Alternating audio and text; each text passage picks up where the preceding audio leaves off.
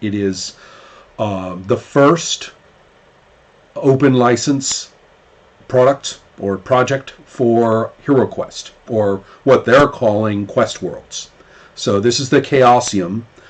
They want to create a source reference document for people to make their own stuff using that particular system or skeleton of the system, and they asked me if I wanted to do something with it, and I, of course, jumped up and down and said, yes, yes. The theory being that that system's the only thing that I've ever successfully played really trippy fantasy with the system actually helping. And so they said, do superheroes, and I said, no, you have 9 million superheroes games out there. With spandex, we're going to do superheroes with this, we're going to do Adam Warlock. We're going to do Thanos. We're going to do heavy metal. I mean, that's the superheroes I'm talking about. So here we are. What characters do we have? I'll go ahead. I am Jack Whack. Aha, so that's who you got. Jack Whack.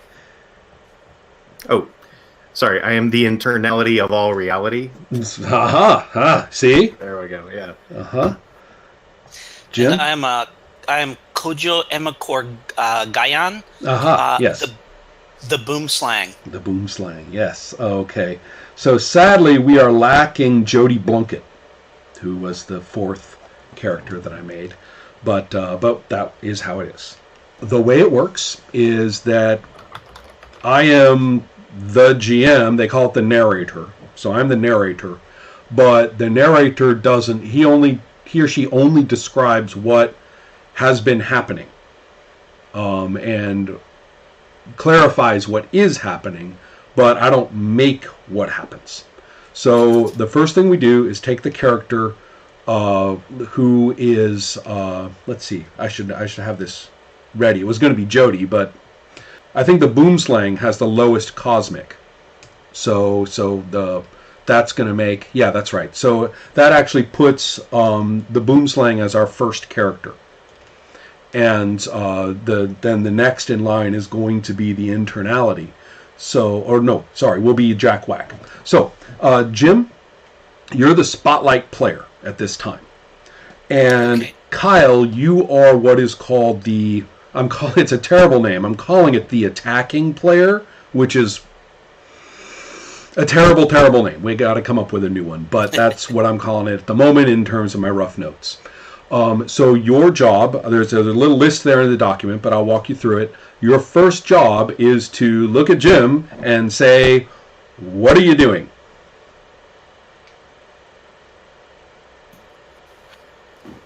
Jim? Yeah? What are you doing? Well, give me just a second here. Let me make sure I've got all my documents open in a helpful way. So it's up to you to tell me what the boomslang is doing, and you should probably start thinking about whatever abilities you have online, that you'd be doing it with. Yeah, sure. You know what I'm doing? I am asking the Great Serpent for guidance on how to deal with a political crisis in my native Ghana. Okay. Tell us a little more about what this instead of like stating it as a mechanics conflict, tell me where he's standing and what it looks like and that stuff. Got it. Sure. I am. Just do a quick.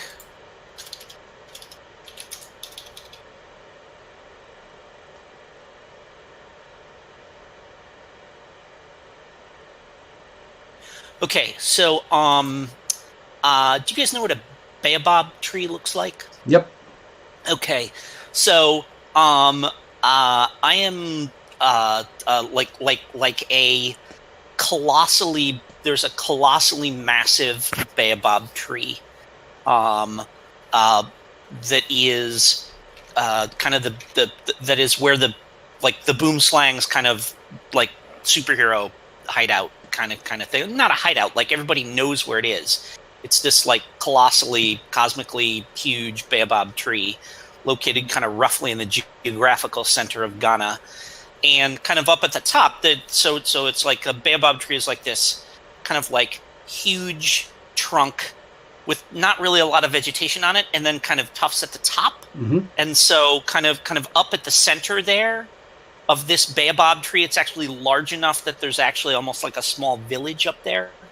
So there's several structures, a couple of them kind of looking like traditional,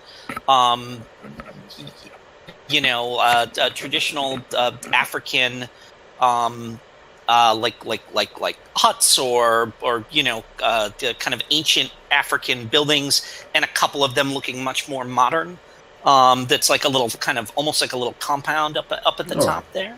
So are you like standing with your arms way up? Are you head bowed? Are you? I think it's so kind of in the center of that.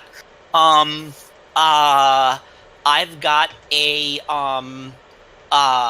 there's like a pit that's kind of been carved in there, and there's a couple of hundred snakes. And when I need to find out what the Great Serpent is talking about, I just sort of kind of dive into that pit of snakes and let them crawl all over me, and I am kind of there with them and talking to them and stuff like this. And so I am just like kind of in that pit of snakes. They're crawling all over me, and I'm talking to them, and they're biting me, and like the venom is getting into me. And but that's a good thing, of course. Yes. Yeah. Oh, yeah. But that helps me get into a state of mind where I can commune with the Great Serpent. Like anybody else would have been dead within seconds, but I'm the boom slime. Got it. All right. Well, that sounds kind of cool. Now, it's my narrator job to think to myself and say, did what you say entail any kind of immediate difficulty roll or any goal in mind that I can see?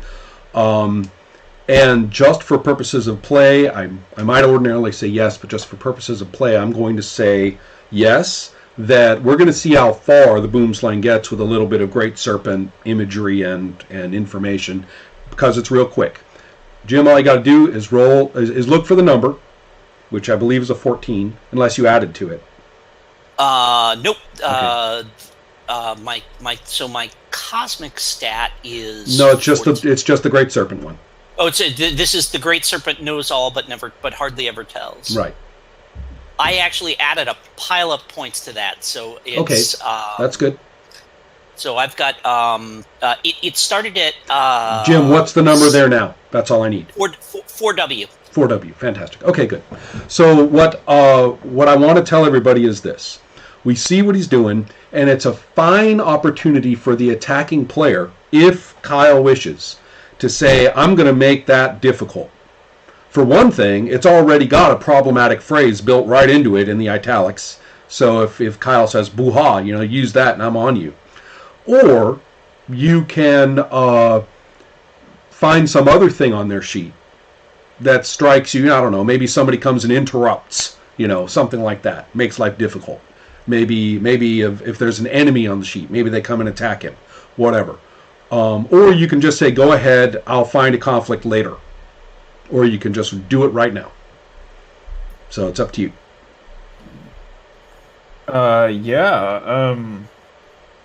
So I think I'd like to introduce Everything Goes Topsy-Turvy. Is that an option? Well, wait, it's not from your sheet, though. Oh, okay. It's not from my sheet. Right. Okay. Because this is the very first scene, and we don't have a previous scene to draw on that you were in. Gotcha. So, okay. Right. Okay. Yeah. So why don't we go with the established complication? Mm-hmm. Yeah. Okay. So what this means is that you are being attacked by your own ability, the one that says, but hardly ever tells. And you may choose to defend. You're not stuck with the one you already announced. You can choose to defend with any ability. But this is the other thing, and this is going to get a lot easier as we go through it. Kyle, what ability are you attacking with it? It doesn't have to be the same ability. If you attack a super ability with a cosmic one, because this is cosmic, then you get a hero point. If you attack a personal one with a cosmic one, then he gets a hero point. Either is good. The boom slang. Interesting. So yeah, so I pick something underneath, like cosmic or whatever, and challenge with that. Sure, or you can pick anything on there, keyword or not. Anything. Right. Okay. And just knowing that there's some hero point bennies to somebody if you decide to crisscross. You're attacking with a cosmic, go after anything with the others, and there's a nice consequence. So. Okay. Yeah, so go after any of the others. I think it will be... Maybe it's the role model? Aha. Okay. Yeah. Right. So somehow it will be attacking his situation as a role model. Yeah. Maybe it's going to justify that a little bit. Maybe if he gets it wrong, or if the Great Serpent isn't very forthcoming, then well, it also seems to me that if I am in fact a role model for a bunch of kids in Ghana and the neighboring countries, and somebody manages to catch a right. Yeah, there's even if it's like a satellite right. image of me rolling around in a pit of poisonous snakes, and that's how I get my powers. Yeah. Well, who knows? Yeah. For all we know, there's a there's a paparazzi who's sneaked in there and is on it or whatever. But okay, good enough. So the idea being that a little bit of sensitive boom slang info could get out. Yeah. All right. So the way we do this is easy. Jim's got his die. Kyle's got his die. Kyle, you've got what's the number for the role model? The role model number is it's 13 on that, but let me see if I tweaked it at all. 16. 16. Right. We're going to use his number. So Kyle, your number that you're worrying about is 16. Jim, the number you're worrying about is 4W. Each of you roll a d20. Ha! All right, hold on there. I got a 5. Okay, so you got a 5, so it means you have a basic success for Kyle. Jim? Okay. I topped out and rolled the 20. Oh, okay. Well, you got a W on there, so it's not a failure or a fumble. It's a failure. It instantly bumps to. You're able to bump to stay safe. Number one. So therefore, you've got a success on a failure. Now, that puts Kyle at a minor victory at the moment. I forgot to mention too. We had a super attack, a cosmic attacking a super, right? So that means that Kyle now has 4 hero points, not 3. Okay. So, therefore, if anybody wants to spend hero points to alter your position in the fumble, failure, success, critical range, feel free. You can also bump people down. But if you don't want to, just let it ride and we're fine.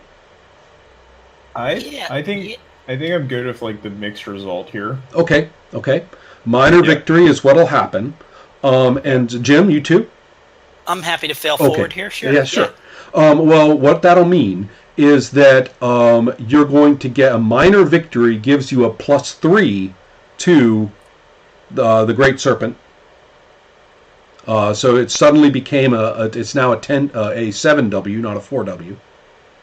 And it gives a minor failure gives you a -6 to your role model. So your role model just dropped down to a 10. So in other words, and I'm the narrator.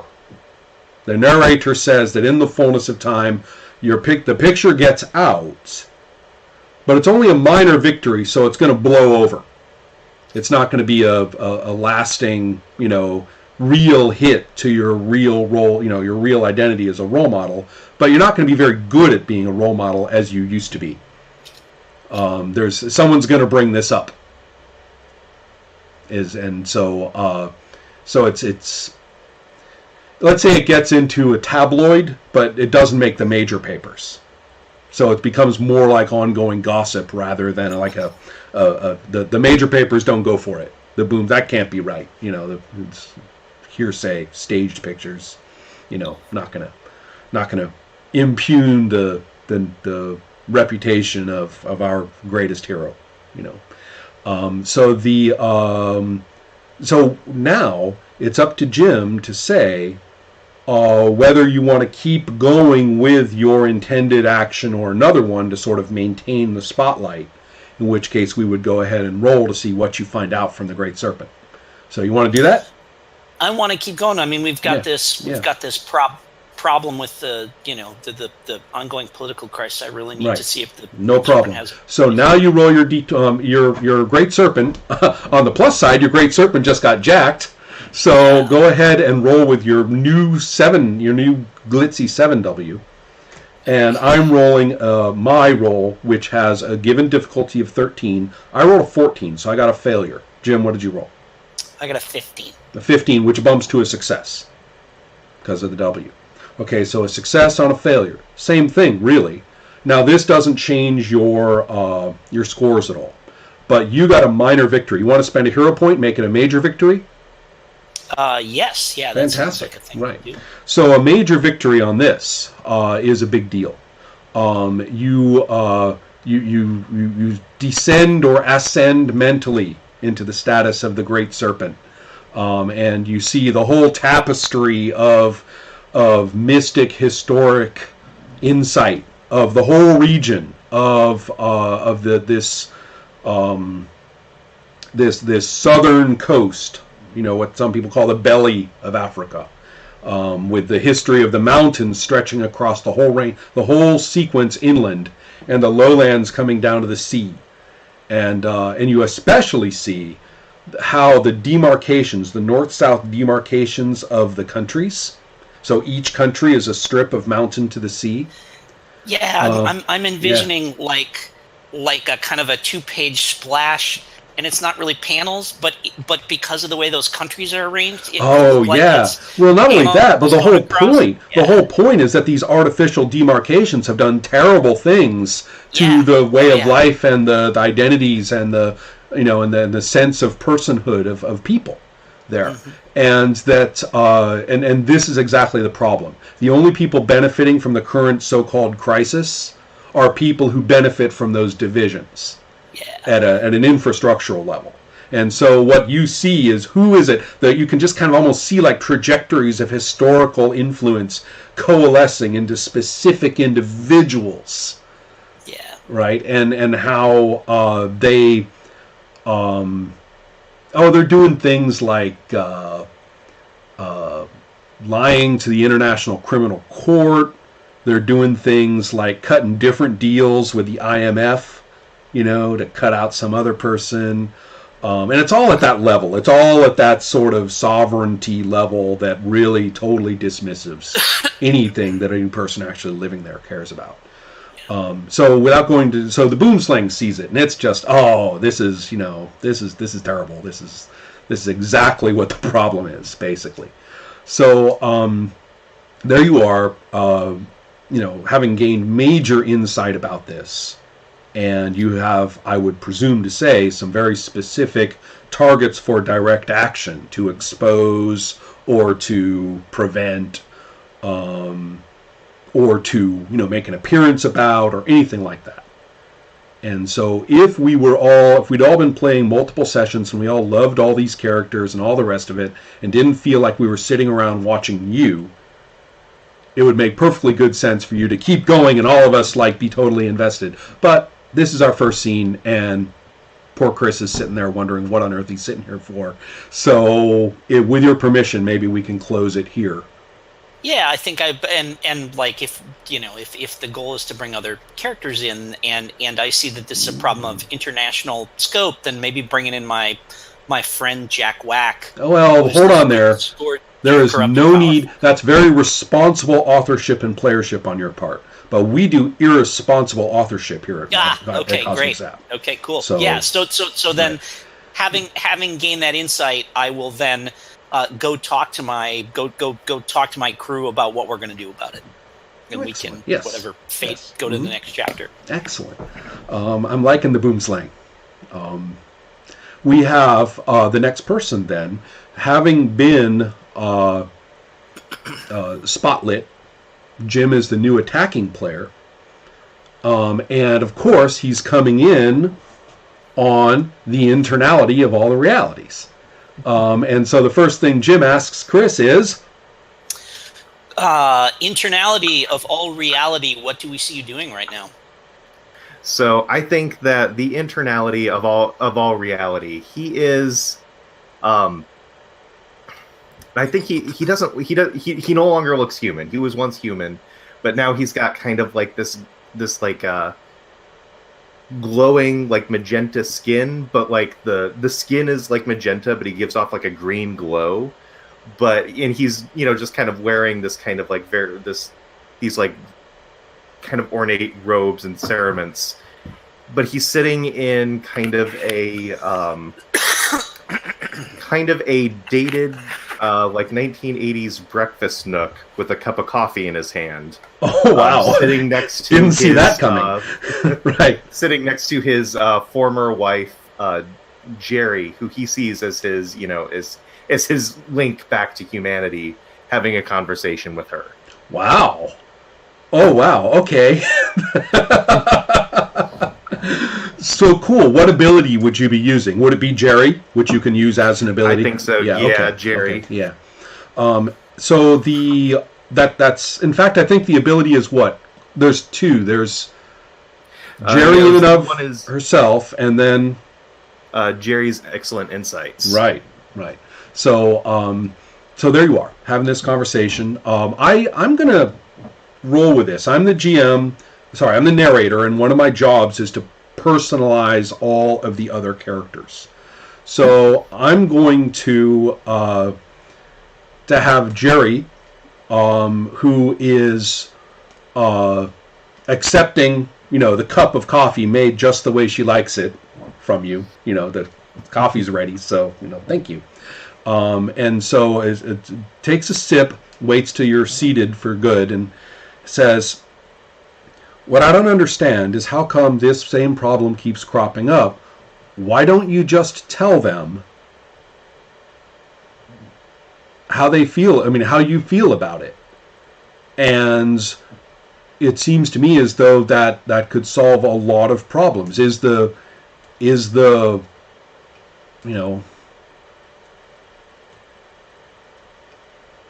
have things really gone that far? So no, we've hopped into the middle of a conversation. We don't even know, are they talking about the neighbors, or are they talking about a cosmic war, or what? I think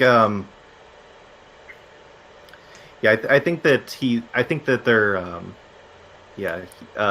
the internality just says, it's like, listen, I can tell these people these things, but it's like if I learn these things through telepathy, I've found out people don't accept what I tell them if I just say it to them. So I have to lead them to it obliquely. But I once was human, but not anymore. So sometimes when I'm trying to. And I think he's probably talking about something like on like a super scale. I think like a more mundane superhero. He's trying to,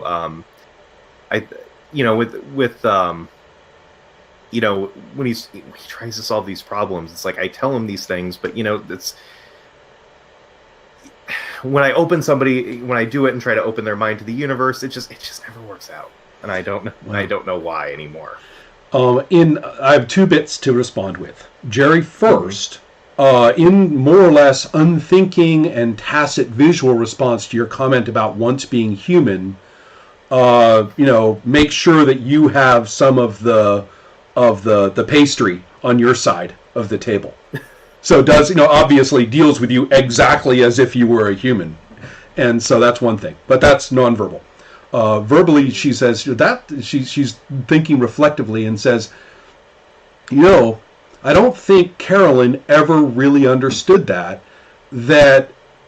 we're often stuck in, she's talking actually about the therapist who failed to keep the marriage together. And she said how hard it is, but how sometimes it's necessary to deceive your way to the truth. And whatever loaded ex-marriage content that may have, we will leave aside.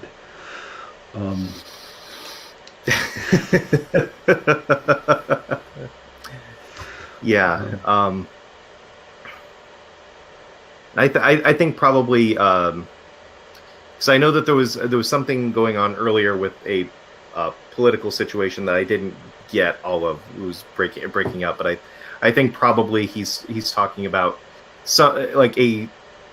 the conversation is about like a super involved in that kind of in that situation, and that it's like just I think that everybody kind of wants the same thing, but I can't. I'm having trouble getting them to realize that.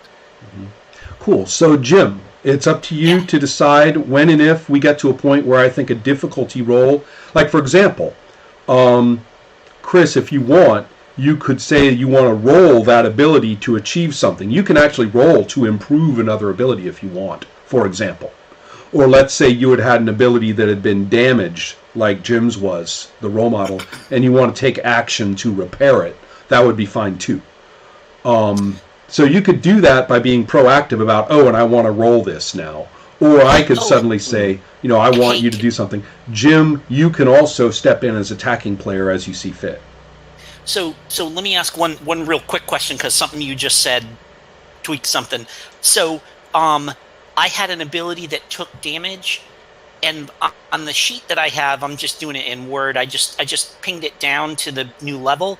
Should I be keeping track of what it started at? No, all changes are permanent. Okay. So when you want to quote repair it, we'll find out by the roll how much it goes up, and that's the end of that.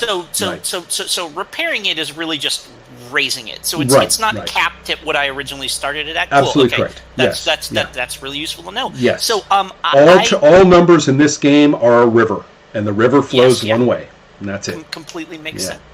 So so then let me jump in here to see if I actually understand what we're doing. So he's talking about a super thing and trying to lead somebody to the correct conclusion without just saying, "I've read your mind and I know what you are thinking." People don't like that, evidently. Yes. Yeah. No. So then if I want to attack him,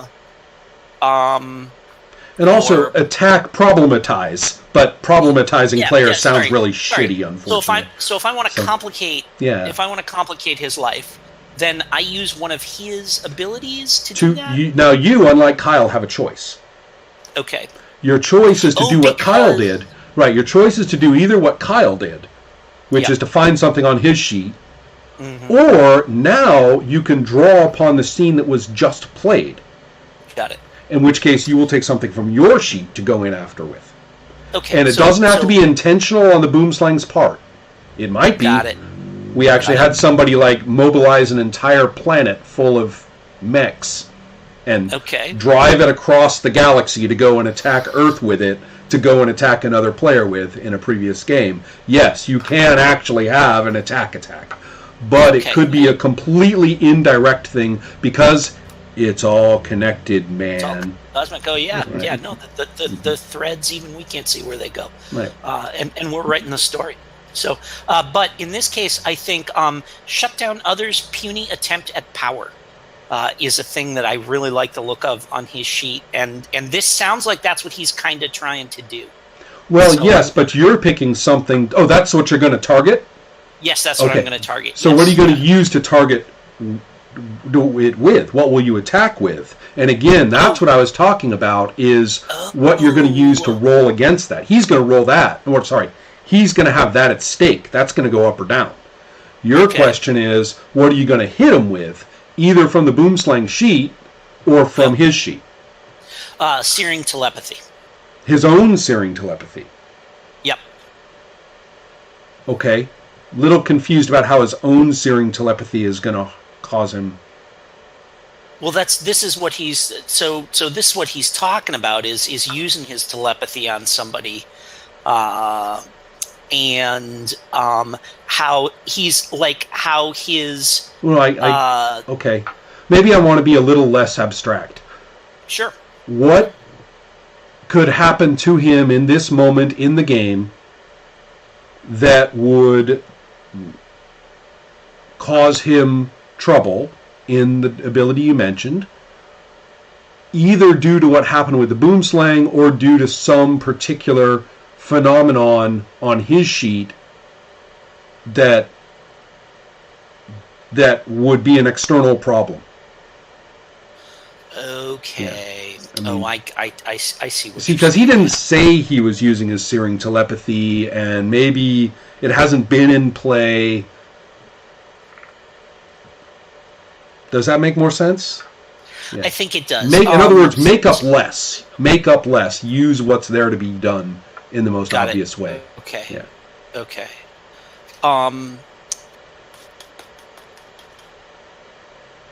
Now I'm looking at my sheet. Right. I mean, the Great Serpent could be on his ass, or the, or anything about. I mean, you've invoked things about the boomslang super situation.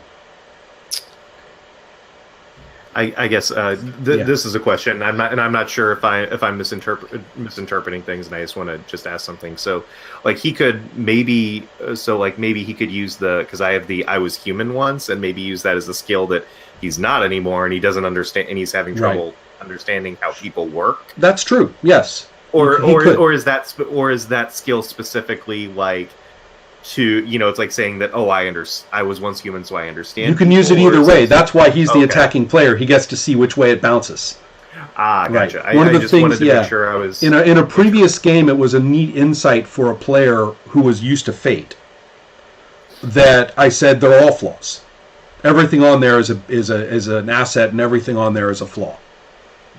There's no distinguishing. The problematizing phrases are just in there for fun to make things obvious.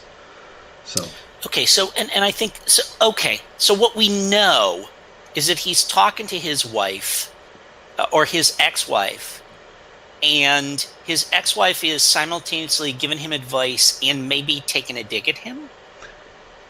We don't know that, but you can. Well, but you can. Yeah, you can. Yeah. Sure. So I think I wanna problematize that, his relationship with his wife, because she's right in front Are you of him. attacking it or using it? I think I'm going to use it. That makes sense. So either her insights or the herness, where former wife is part of it. Yeah, I think I'm going to use her insight, because because like the thing that, and because that's also kind of the thing that's hanging there is that thing she said about about their therapist. Right. Okay. So I'm going to use that, and then are you going to go after what you were saying? And I'm going to go after what I was saying, I think. Okay. Yeah.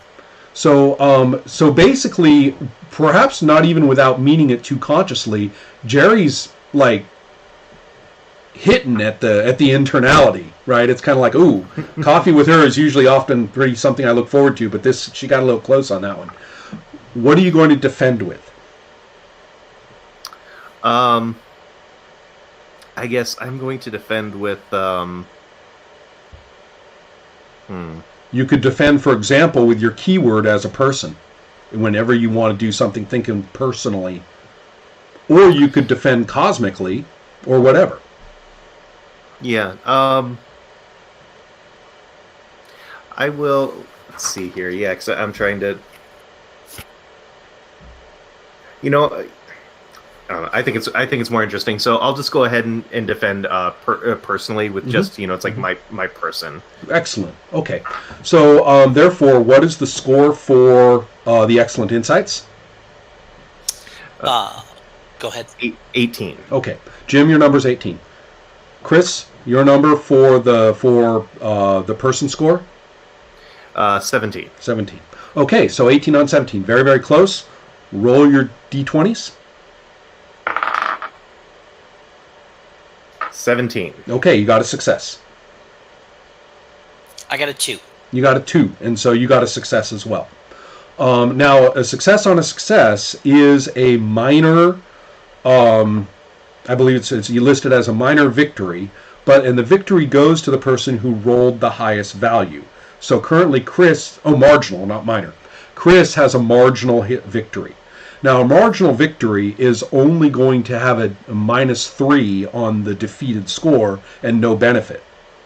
So from the point of view of Chris, it's kind of, you might want to start thinking about hero points to help yourself out a bit here. Yeah, I'll go ahead and spend a hero point. Right. So that'll give you a critical rather than a success. So that's a critical on a success, which is a minor victory, and therefore you will have you'll get some benefit out of this. Okay. And it's a little tricky too, though, because you're going to be driving down the insights, but that's okay. That depends. It's kind of what you want to do. You could go 0 -3, or you could go +3 -6. So that's up to you. And also, he can spend hero points too. Don't forget, if depending on the circumstances, players can really, really, really want to spend them. Other times they don't. Not so much early in play, obviously. Are you tallying how many we've got, or should we just be? No, you guys do all that. I love being just the fun thing about being the narrator in Cosmic Zap is I don't have to be responsible. So we start the session with 3. Always. Okay, cool. And I've spent 1. Mm-hmm. Okay. And they also all evaporate at the end of the session. So burn them. Well, yes, or spend them. Because Yes, if you spend, buying new abilities is completely allowed. Oh, okay. Right. All right. So you can always do that anytime. So there we go. Are you going to hold off on Chris? What have you decided to do? You want to? Okay. So just because I'm clear. So how many points do I have to add or subtract to my abilities? Right. If you don't do anything and just stick with the marginal victory, then you'll subtract 3 from the excellent insights, and nothing else happens. Gotcha. If okay, you right. Yeah, and I was thinking spending a hero point. And if you do, then it's +3 for the person score, the keyword, and -6 on the excellent insights. I see. Right. Which actually sort of matches, that choice actually sort of matches how he's going to roll with it emotionally, right? So yeah, I think so. So I am going ahead and doing that. Ooh, yes. Ouch. Okay. So mechanically we know what happens, and then I narrate, and I'm going to say that it's one of those situations where she may be making excellent sense, but about things that are less and less and less and less relevant to what you needed. And you guys are never able to get the conversation back on track where you're communicating. So it ends up being kind of if not a disastrous breakfast, because it was minor. Yeah. Not a disastrous breakfast, but it definitely was like, man, she used to be a lot more helpful. The pastry just sits on the plate. Yeah, exactly. You don't finish the pastry she gave you. Exactly. Good call. And so you have this, it's not disastrous, but we really see, this marriage is over. Mm-hmm. There's a reason why it ended. And so that's the end of that kind of interaction. Now, do you want to continue?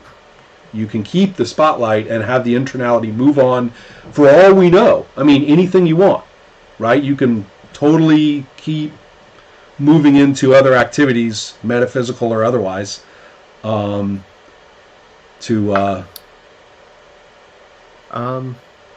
think that's probably a good place to end the scene. Okay. Good enough.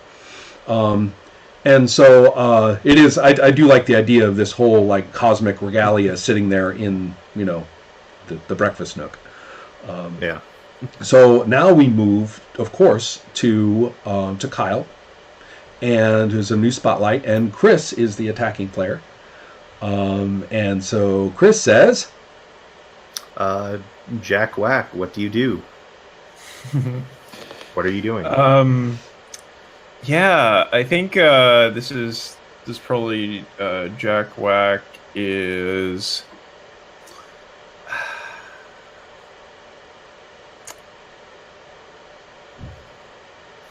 So, first of all, to sort of describe Jack, I think he's got this kooky outfit, and I think it's I think he's pretty like glammed out. Like it's even everyday life he's glammed out. So he's got like the bodysuit going on. It's like low cut showing off his chest, maybe like kind of silver or some various kind of psychedelic colors on it. And he's got the big hair and stuff going on. And I think he's probably like in his chaos spirit nexus. Yeah, communing with chaos, and just like his hair's like way back, and he's got his arms out, and it's like this all going on in here. Yeah. Rock and roll. Yeah. Where exactly is this? Just out of curiosity. Meanwhile, in ... Yeah, in the physical world. Mm-hmm. I think it is probably like. Oh, it's probably like somewhere in like New Mexico, I think. Like he's probably got this chaos spirit nexus out in the desert. Ooh, yeah. Can I make a suggestion? And it's just Sure. around the way from there. Bisbee, Arizona. Which is Okay, one of those sure. communities that it's like a magnet for anybody with an idea. Yeah. Whatever Okay, that idea yeah, may be, from all over goes to Bisbee, right? Does that? Gotcha. Yeah. Sounds good to me. Cool. And I should have asked you that too. Chris, even though it didn't matter that much, it's kind of nice to know. Like, where does Jerry live? I think they live in, or actually, I think Jerry lives in Chicago, Mm-hmm. and I think I think that the internality of all reality, the place where he, I think he's got some sort of like cosmic bubble that he lives in, but the rift to it is actually in his old apartment, Right. just Right. elsewhere in Chicago. So Right. like I Perfect. see like there's Excellent. this. So that's Yeah. great. Every so often we see him leaving the apartment. Right. Yeah. It's cool. All right, great. So there we go. We have the Chaos Nexus in the desert outside of Bisbee, because duh. Currently has Jack Whack in it. What ability are you using? The Chaos Spirits, I imagine, right? The Nexus itself. Yeah, I believe I am using the Cosmic Spirit Nexus. Yeah. Excellent. Now, if you want to tell me something, remember that Jim had told me that he was actually seeking something specific, which justified us doing a difficulty roll first. Mm-hmm. But so if you want to do that, or we just do this and then see what Chris has lying in wait for you, either way is fine. Well, I think he is a scourge of the corrupt and the powerful. So I think that this is probably tied into our previous look at sort of these shady operators who are divvying up land and working to their own benefit that the Boomslang got the vision of, right? I love the idea that these two mystic superheroes are getting exactly the same, the same problem in these far-flung pieces of the globe. So cool. Yeah, and I think that, well, I've got some ideas for what this might look like, but I guess we're probably going to do a roll. Yeah. Okay. Yeah, so what's your number for that? So for the Chaos Spirit Nexus, I'm at a 1W. And I've got my 13 or less, so let's see what happens. Okay. I got an 18. Okay, so you actually have a success because you roll you failed, but the W bumps you immediately, automatically. So you've got a success. I've got a failure. I rolled a 17. Success on a failure is a solid little minor victory. No problem. You can jack it way up. You can pay 2 hero points to get it to a complete victory if you wanted, or whatever you want. Yeah.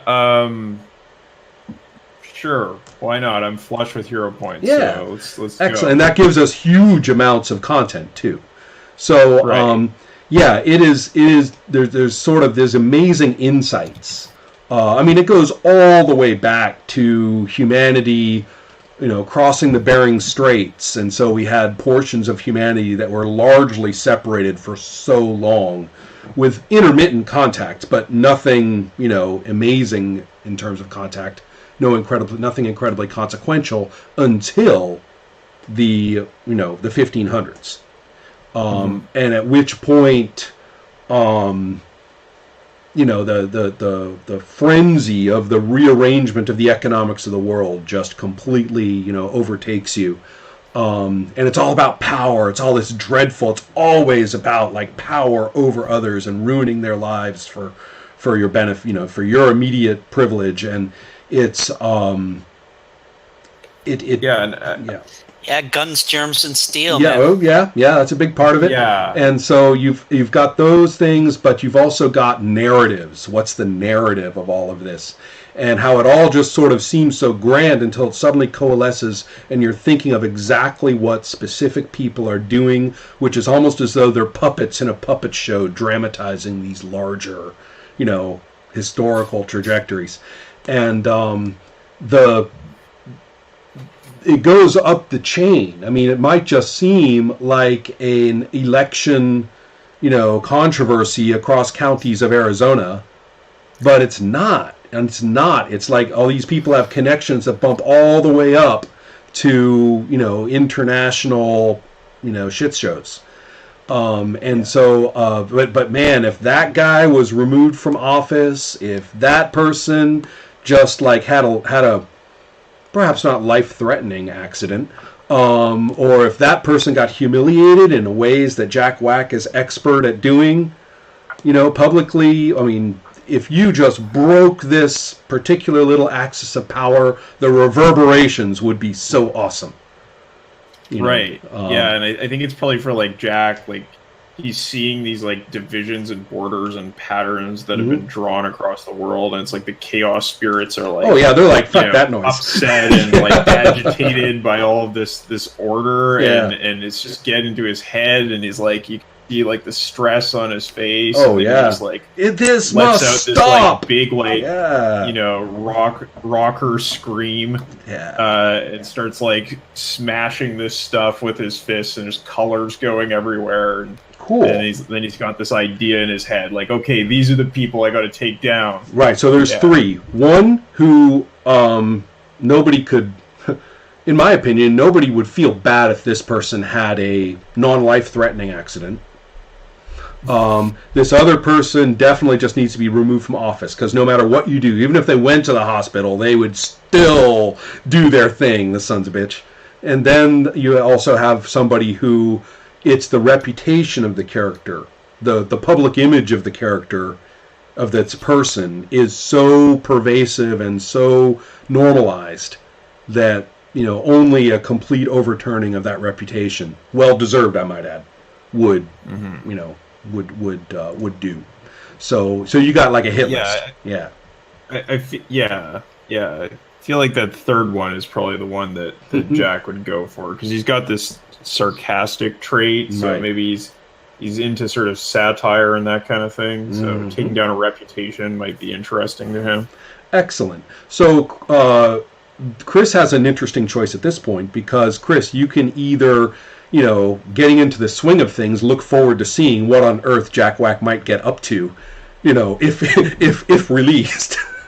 And so, and just take it from there and just kind of be ready for either something from the internality sheet to be relevant, even if somewhat arbitrarily relevant, that's okay, or something on Jack's own sheet could trip him up.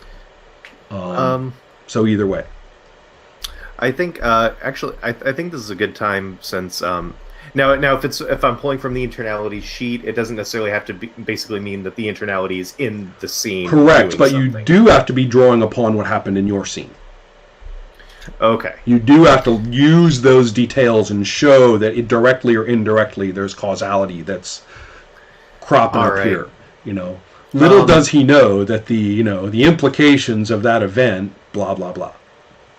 Yeah, I think I might pull in something from the internalities sheet. Awesome. Explosive insights, and that just kind of pulling in from the conversation that the internality had with Jerry, that it's like that he's read everybody's minds, and essentially everybody wants the same thing in these situations, and it's just kind of like I think that and I think that there would be like an insight of it's like he's looking around and he sees he takes off this one person. There's just like a line of other people just waiting to jump into to the same role. Mm-hmm. Ah, I see. Okay, but the point is that the internality actually personally wants to tell this to Jack Whack. Is that correct? I think so. Yeah. Okay, excellent. So that's the so here's Jack Whack doing his rocker scream, and the internality kind of shows up and says, "I just thought of something." And so you're getting dimensionality into my chaos. You're getting the chaos into my dimensionality. Yeah. So we have then those. What am I saying? So you're attacking with explosive insights, and it's actually a very personal, present. Who knows if you're physically present, but you're metaphysically present. There's a chaos nexus for you to, sight down if you want, right? Yeah, I think that it's more. It's like I think he would kind of like project himself into the chaos nexus. Perfect. Yeah. So that's great. It's like you're cavorting with the chaos spirits, and then like just beyond them is the this face of the internality, right? The magenta face. Yeah. So therefore we have let's do the technicalities. Attacking with explosive insights. What ability of his are you attacking? I think he's probably actually attacking the chaos spirit nexus. Okay. Or actually, Scourge of the Corrupt and Powerful. Oh, really? Oh, wow! So you're actually trying to damp down his troublemaking capacity. Okay. So I guess I'm seeing is like the internality is sort of an agent of order, whereas this is all starting to come together a little bit now. All of a sudden, the metaphysics are working. So we have then what would Jack Whack use to defend against this situation? Don't forget that things can be redundant. It doesn't matter if something's being attacked, something's being used, anything can be drawn upon. You can actually have abilities posed against themselves. That's okay. I think it's probably actually his sarcastic trait. Just kind of undermine this, whatever. Fantastic. Spidey mouths off to Galactus. So exactly. Yeah. Cool. Well, in that case, do you have any idea what you might say, just for the fun of it? So I'm getting this kind of message that like actually everybody wants the same thing. You take down one person, there's 100 in a row behind them, just waiting to get power.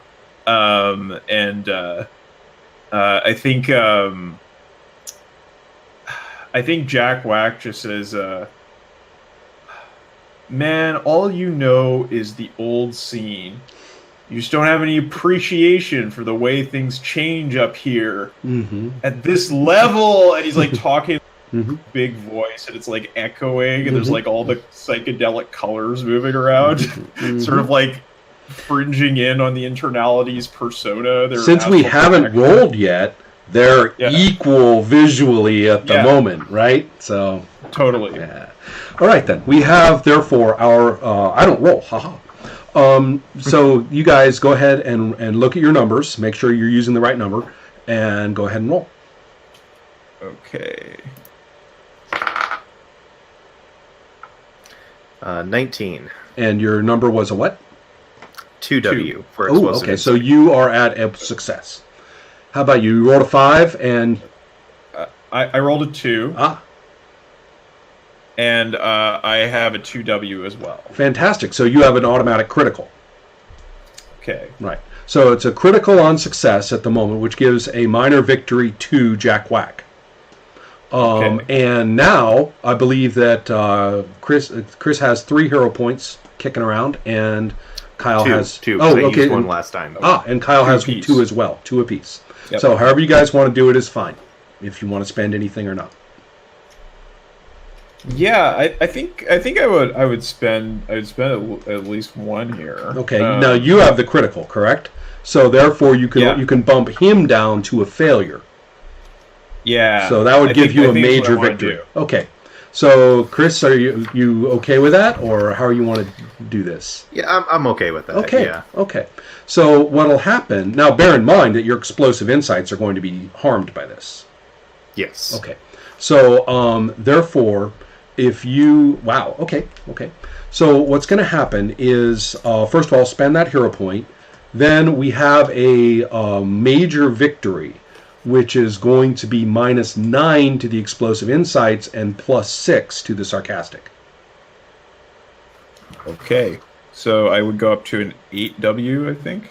Yes. From 2W to 8W. Yes, for +6. Yeah.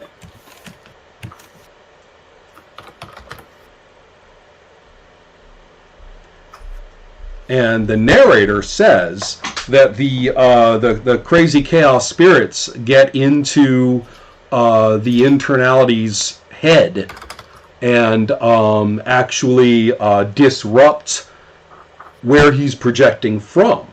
You know, perhaps he was in the interstices of insight between the different dimensions, and now it's all chaos infected. And for a little bit there, you don't even know where you are or where things are coming from. They're, and when you do orient yourself, you have this disturbing notion of, is it the same as when I was before, or has it changed and I don't even know it? Right? This was the backlash on that was strong. I kind of like this because if you look at what's been happening sequentially, just sentence by sentence, the internality's sense of place and relationships and stuff has deteriorated, right? And so keep that in mind. We have something to work with on that. So therefore, that's kind of what happens. And Jack Whack, you suddenly find yourself in the echoing, empty desert. Yeah. Silent. Utterly silent. The stars, there's not an artificial light in 100-mile radius, and so you're looking up and it's the jewels of the firmament are up there, and it is just completely, it's a little disorienting too. It's totally silent. Yeah. But you know what, you just snarked off to a god. Yeah, like, and probably man, got, like, if a only I'd recorded that on my face. yeah. And then just there's the panel of Jack turning towards the lights off in the distance. Got somewhere to go. Yeah. Oh, you're power. That's it. You're power walking. We see you you're power walking yeah. into the distance towards some city lights way out there. Yeah. All right. So you want to close on that? Or yeah, I'm good with that. Okay. Sure. Cool. And so that, of course, brings us to what Kyle now has to ask Jim. Yes. So I will. It's what? Sorry. No, that's okay. It is. What do you do? What do you do? What do you do? So Jim, what do you do? Okay, I think at this point, so I am going to, having gotten some insight into this political crisis that is about to beset Ghana, I'm going to go deal with it, which is, I am going to go stop some foreign Black Ops guys who are breaking into the president's palace in order to try and get dirt on him for the next election. Because that never happens. Because that never happens. Yeah, that's not well, it only happens in, other countries. So it certainly wouldn't happen anywhere in the, Western industrialized world. So, but yeah, so and in this case, these are not Ghanan nationals that are performing this job. This is a crack team from ADS, Advanced Dynamic Solutions, who are a international organization that provides, bodyguard services and security and stuff like that for anybody that has the cash to pay them, and maybe they will occasionally work provisionally or on a pro bono basis for folks who they think might then be put into positions where they can provide those contracts. So, all right. Feel free, anybody, Jim included, to spend a hero point to make the ADS an actual ability on your sheet. I'm totally going to do that. Okay, so you can say, hunted by the ADS, or battling the ADS, or whatever. Yeah, cool. Yeah, okay, yeah. so I'm gonna go ahead and do that. Let me Excellent. knock a hero point off here. Now, one of the things I want to bring, now that we've sort of seen the round, this is something that really is an important part of play.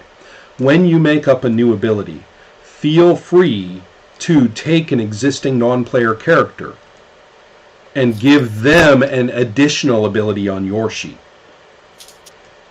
So it's perfectly all right for Jerry, for example, to be present on everybody's sheet through a variety of different abilities and relationships. That's perfectly okay. You can get an NPC who's vastly more powerful than any of the player characters that way. That actually can happen. I mean, Thanos is on the sheets of the Avengers, Adam Warlock, and Captain Marvel. Yeah, and absolutely. he does not have a sheet of his own. Yeah. So what I put down here is that I am stalking Advanced Dynamic Solutions.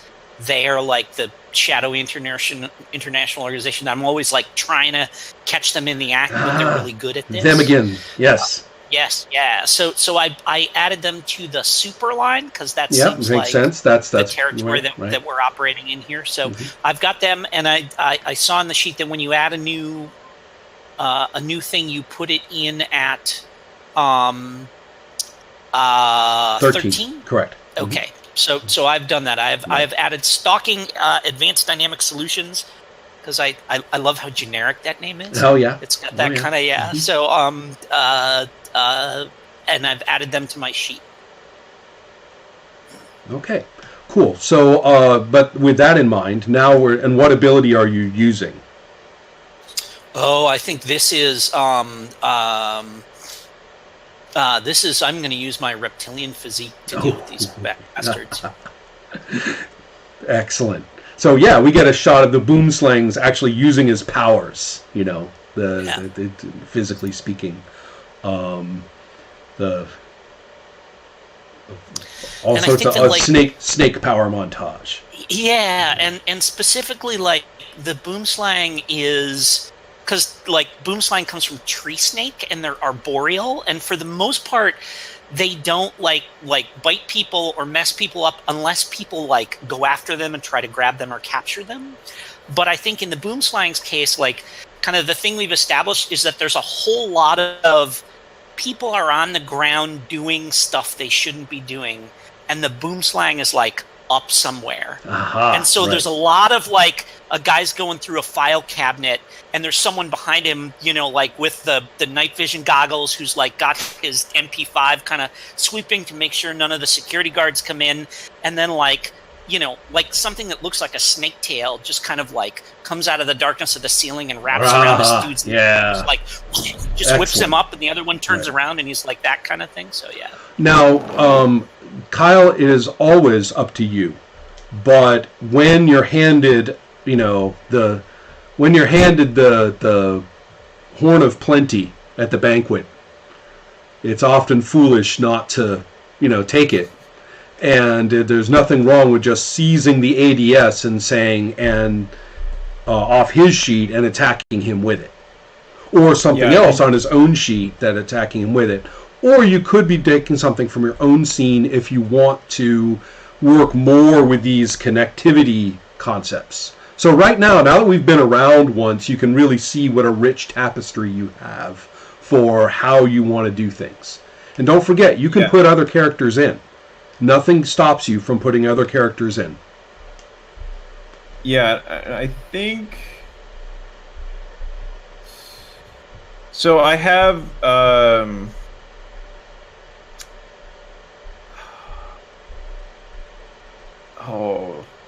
I have a couple ideas here, and please let me know how you think this works out mechanically. I was thinking like I'd kind of want to tap role model again. Mm-hmm. I think it would be like maybe like, can I do like ADS attacking role model as in? Right, yes, you could. They're running a smear at exactly the same time as he's... like... Sure, you can kick our guy's ass all you want to. We control the media. Right. We've got they want to see me brutalizing these. We've got Twitter. He can kick our guy's ass in the op all he wants to. We got Twitter. Yeah, exactly. They want to see an African hero beating up a bunch of square-jawed soldiers. Yeah, okay. Yeah. ADS! Bastards! Cool. So we have that sounds like a good. I mean, if you want to go with that, go for it. It's what came to you. Let's go for that. So are you going to use the ADS to do the attacking on role model? Yeah. Which already took a hit, right? So we've got. That's right. And so right now that's super on super, so no hero points go anywhere. And so then we have the numbers. Oh, but Jim, sorry. Oh, Jim, what do you use to defend with? I kind of like that. This is. So do I have to use? No, you don't. I can defend with anything on the sheet, right? Yeah. Okay. So I think I am gonna defend with. You know what? I'm gonna defend with. Pan-Ghanaian national hero, sometimes at odds with his own Ghana citizenship. So, in order to keep a crisis from happening, I have broken into the president's house. Right. Right. And not only that, but with this is you can use this as kind of an indirect ability. You don't have to have the boomslang do anything. We're just seeing if his his Pan-African identity is actually robust enough to stand up against the smear, just as is. Yeah. Right, as That's read. Fantastic. So cool. Oh, I really like that. Now you've got your dice. Oh man! And which one of us is an actual artist? Because it's not me. Because we need pictures. We need the magenta internality, and we need the boomslang, and we need Jack Whack, and who's the musician? The musician here. Who's coming up with the themes for the characters? Yeah. Oh yeah. So totally. Jim, what's your value for that hero ability? So if I'm rolling on Pan-Ghanaian national hero, that is a. Let me make sure I've got what I put for that on my sheet. Which in this case is 18. Okay. And Kyle? So I was going with ADS. Which on your sheet is what? 13. 13. Right. We just added 13, them. Right, 13 on 18. So let's see how that goes. Okay. I rolled and got a 17. Okay. I got a 14. All right. So actually, we got a success on a failure. So therefore, at the moment, a minor victory is going to the boomslang. Yeah, and I think I'm good with that. I'm not going to spend a hero point here. Jim? So what's our mechanical effect if I go with that minor victory? If you go with that minor victory, then you have a +3 to the hero and a -6 to the ADS. I love the idea of -6 to the ADS. Excellent. Okay. So the point is, we get the narrator has a wonderful time with the boomslang ripping his way through this op. And meanwhile, like all you can even see, like all running down the side of the page, like all the tweets. And it's looking bad, right? Also, at first, it's looking great. terrible. All the tweets coming down, all the things and the pictures, and the all the things true and untrue, and just enough truth, and all that coming down. And they're ready with their little trolls. Whenever anybody tries to defend, they're ready with the orthogonal slams and all the rest of it. But then someone makes a gif of that dude getting yanked. Yeah. Oh, sorry. Actually, you're the narrator. So. Right. Well, that's all right. I get that. I'm always open for the odd thing. But someone. Well, I don't know if they would have got a picture. The way I was thinking of it was that without anything based on what the Boomslang was doing, we just see for the first time just how much traction he's got in the region. And this is also a good point for me to raise. The spelling on the sheet's kind of important. Ghana is the where he has his citizenship. Ghanaian is the term for a person of that nationality. Oh yeah, that's Guinea. That's not. But he's Pan-Guinea. And I don't know, despite some effort on my part, I don't know if there is a native, that is to say, a local. That's the word I want. A local term for that whole swath. Because the only terms that I know are all racist. Ivory Coast. Guinea, a name given by the French. British Gold Coast. Right, yeah. I mean, but what's the African name for that whole region, which has at least 6 or 7 countries in it? But whatever that is, that's the pan hero that the Boomslang is. So what we see is the whole area light up in terms of response, and it's big. There's no question with a major victory. It was a minor. Yeah, it was a minor victory. So it's still like fighting the impact of the role model. So you have like fights between but what kind of role model is he? But he's our hero, that's really balanced in terms of that. But all of that is positive relative to the smear they were trying to lay on you. So it's like, he's problematic, but he's our problematic. What are you even doing here? Yeah. Once that meme takes over and everybody who's, engaged says, yeah, bam, reshare, bam, reshare, bam, reshare. And so we see the tide turn.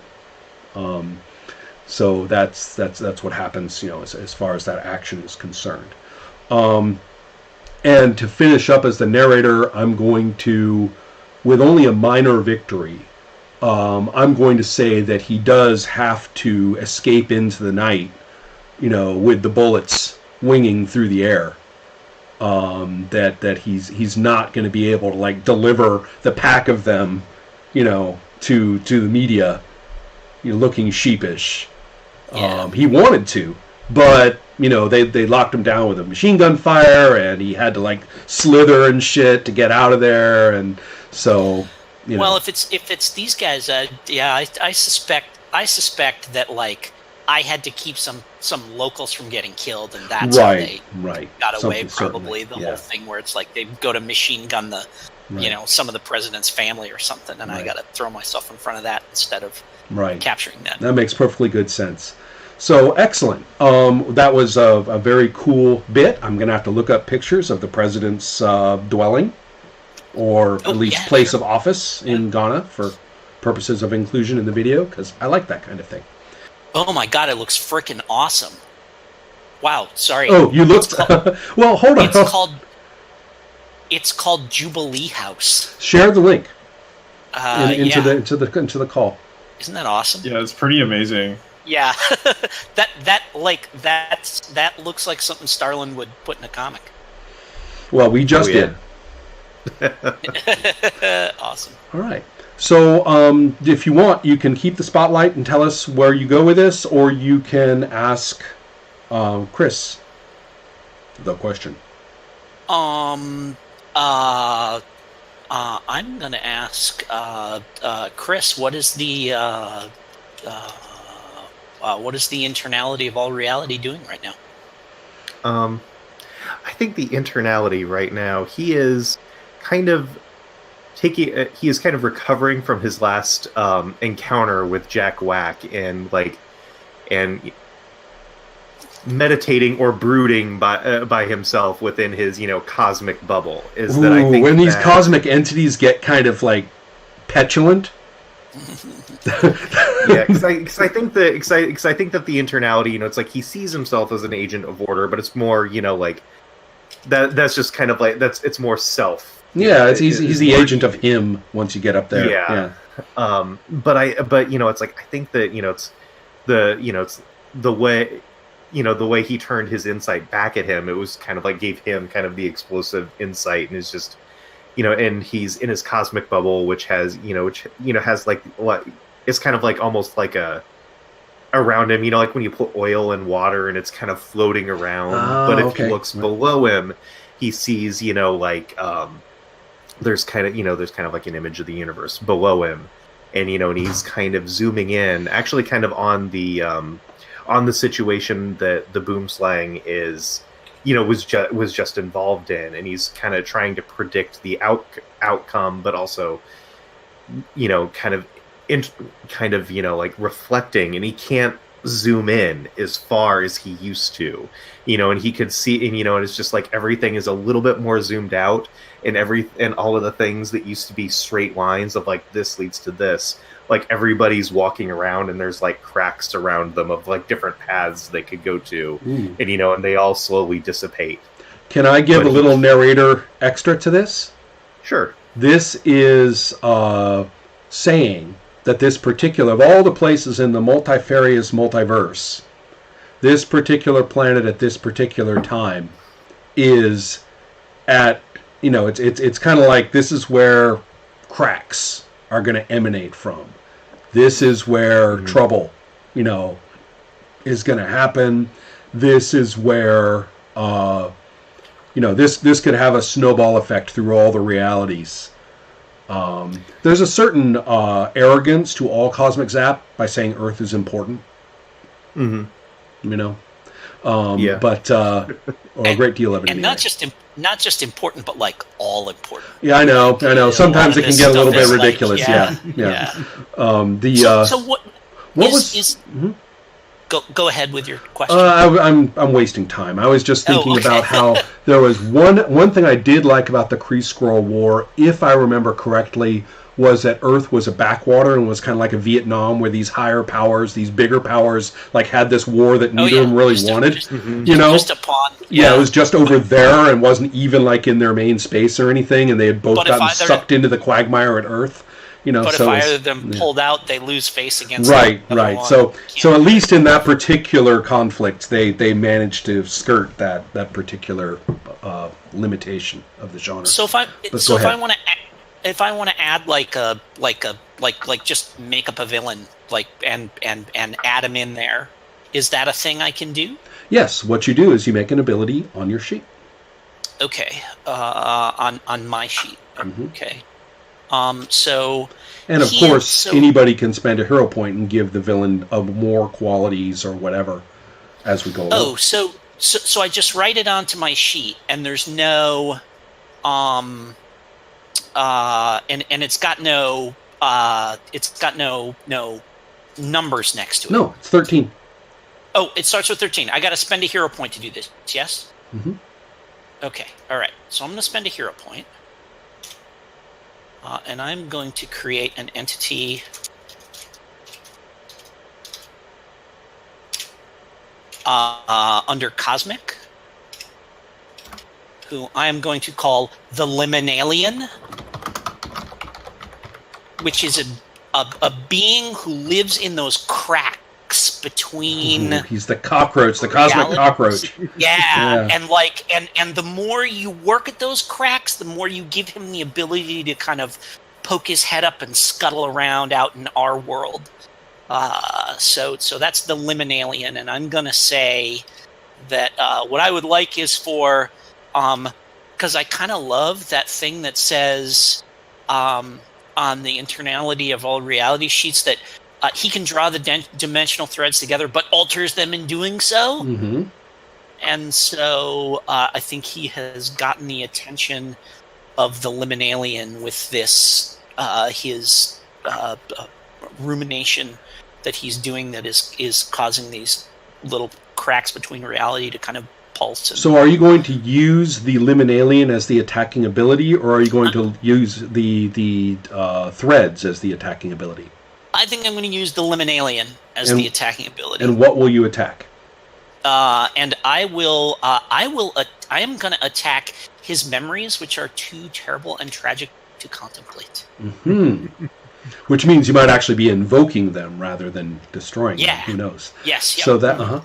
So that means that's cosmic against personal, correct? Yep.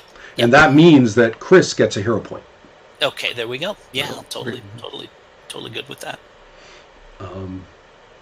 But so as the internality is brooding and realizing how important Earth is becoming, at the very same time, a very non-Earth, non-real entity has snuck its way into, the cracks that we were talking about, the uncertainties that we were talking about, and is wriggling out of them and scuttling out of them, perhaps. Yeah, I picture him as being like slender and spiky, and has that kind of like black with like ugly purple outline around it kind of thing, and like there's like a jagged arm that just kind of comes out of one of those cracks, and then another one, and it kind of scuttles itself out and sort of scuttles across his memories. Ah, right. Excellent. So, what then do we have for defending, Chris? I am going to defend. And you can go big if you want. It's up to you. I'm going to defend by drawing the dimensional threads together. Is that it's like my meddling has brought the attention of the liminalien, but I know that it's like I can. But that now that he has been drawn out, you can't cast him out. Basically, right now the only option is to destroy him, but I can only destroy him if he's fully brought into the reality. Right, so I am going to just try as he's peeking his head out, he is going to try to crash those cracks together and fully manifest him. Excellent. So what we have here is a roll. So what score is that, Chris? Or what value? That is 8W. And Jim, with a lowly 13. Right. Yeah. Okay, let's see how this goes. Let's do it. Roll those dice.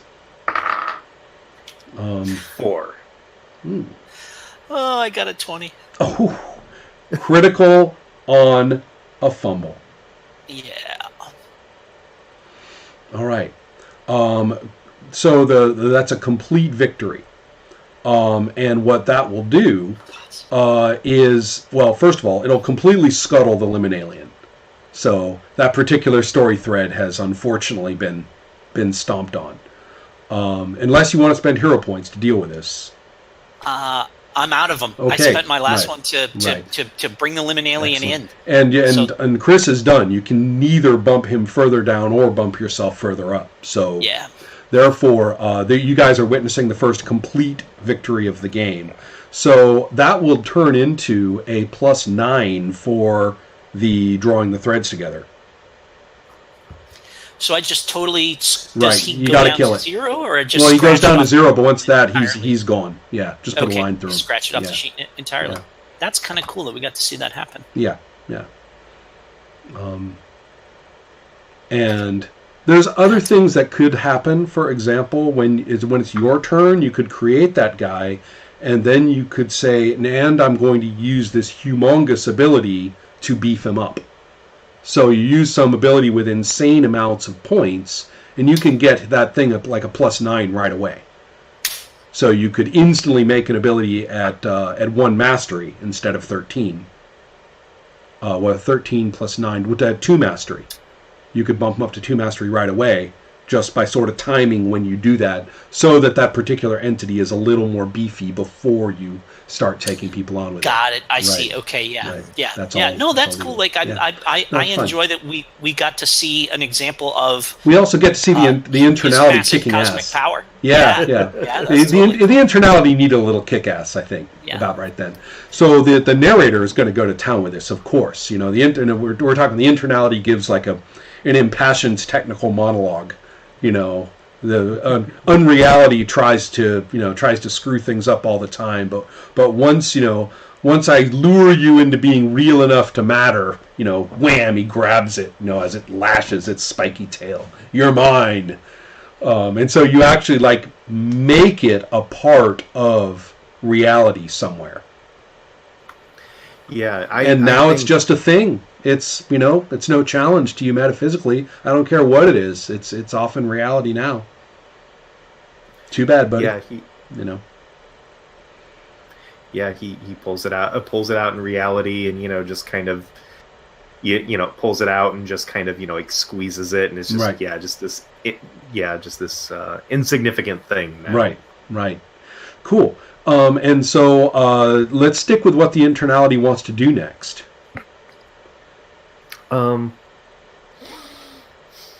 I think that the internality, it's like as he takes care of the limit alien, he zooms in just a little bit more, on the situation in Africa, and I think that I think this will probably be the end of his wow! scene, I just had an idea but- too. Before that, if you wanted, you could go spend a hero point and like you take the limit alien, like make him a sidekick. Oh.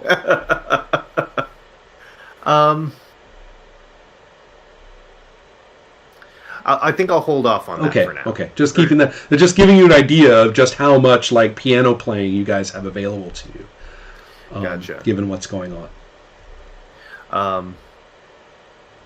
Yeah, just because I'm not exactly sure what I would do with them right That's away, okay. but It's the kind of thing that works best when it's your own idea. It's totally cool that he got obliterated like Yeah. that. That's Okay. awesome. Yeah. Good enough. Yeah. All right. So sorry, I interrupted. You're looking at the situation, and what's the thought? Yeah, and I think that this will probably be the end of his scene, where he's actually going to physically go to it's like go to Ghana. Is that he he kind of looks down and he sees everything from kind of high up in the air, and there's the kind of like oil swirl around him, and then it's just almost like everything just kind of opens up and just sky, and he just kind of like slowly drifts down. I like that. I also like the idea that since you drew the threads of reality together, but perhaps changed them as they did, you know that you're taking a causal role in things. It's Yes. not just organizational and contemplative anymore. You're like, it's time to do something. Right. So cool. And then we move to our next spotlight player, who is Kyle. All right. Mhm. So, Jack Whack, what do you do? So we've got this theme of reputation seems to be surfacing, right? Because we got the You're going to smear this guy and I'm concerned with ruining, and then there was the attempt to ruin. right. So let's see. What do I have on my sheet that I could pull into that? I'm probably going to the network of fed up insiders. I think that's what's going on here. Uh-huh. Yeah. And it's like we're in like Washington. We're in DC, and it's, this very staid kind of outdoor cafe attended by a lot of people with lanyards, and like Jack Whack is sitting in the middle of this. Oh, this is like Georgetown, right? Some Georgetown, open air restaurant plaza kind of situation. Yeah, exactly. Right. Yeah, it just totally sticks out like a sore thumb. But he's got some people that he's talking to, some sort of government types. Yeah, and I think he's fishing for information to start to undermine this reputation. Do I get the idea that they're enjoying a nice meal and all the rest of it, and Jack Whack like shows up in this kind of, totally the day is over, everything's different, I'm here now kind of. Oh yeah, no, just like, I don't know if he's like squatting on the roof or if he's like suddenly like something's like under the table and they look and it's Jack Whack, I don't know. Yeah. I think it's probably like I think there's like a table that's unattached. Mm-hmm. Oh wait. The expandable like umbrellas. Oh, the umbrella thing? Yeah. Yeah, and the umbrella just like pops open and Jack Whack is like jumps down out of the umbrella. Oh, like man. Sits down. Like, were you in there the whole time? Yeah. It's like Rorschach sitting in the fridge. Yeah. Yeah. Totally. Cool. All right. So, and what ability will you use? What does he say and do? Yeah, I think I'm using my network of fed up Yeah. insiders. Oh, okay, right. Well, let's see. I'm going to be kind of interesting with my names. David, Calvin, and Muhammad, all lobbyists, are who were cutting a deal and sharing their grievances, which all happen to be very similar. At this insider meeting, despite all of their nominal different, loyalties and representations, they all do like the double take you would imagine, and an uninformed observer would think that Jack Whack has like, instilled fear and shock and awe and oh no, and all of them recover and sit down, and you suddenly realize this happens. Yeah, they all roll. They all of them roll with it.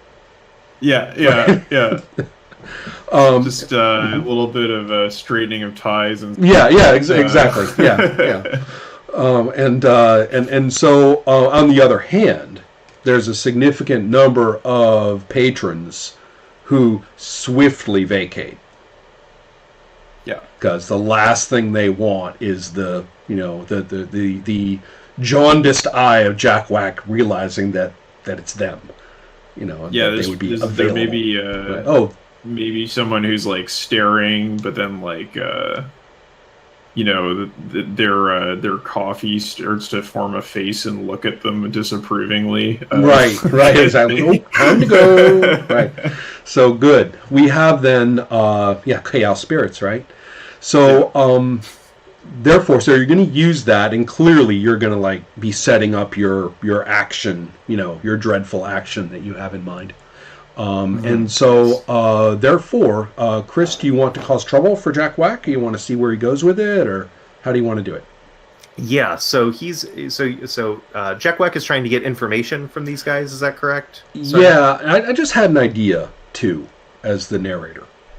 The idea. So I'm sorry to interrupt, Chris, but I have an idea. Oh, sure. Which is that why don't you roll your insiders in order to improve your sarcastic?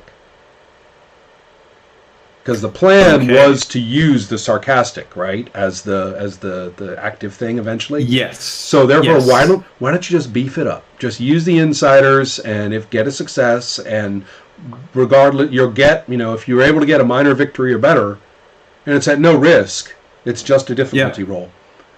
Okay. You might as well, So everybody should be thinking a little bit about pumping up stuff on their sheet, because it's pretty much free. Sure. Yeah. Okay. All right. I'll do that. Yeah. So all you have to do is roll it, and unless you like totally punk out the roll, you're good. So. I got a 14. Oh, and I got a failure. So you got a success, correct? Yeah, I think so. Yeah, definitely. 8W on Oh, Network of Fed Up Insiders is a 13, so I got a 14. So you got a failure.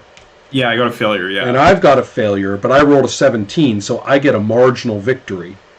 So all you have to do is spend a hero point, and you'll get a minor victory.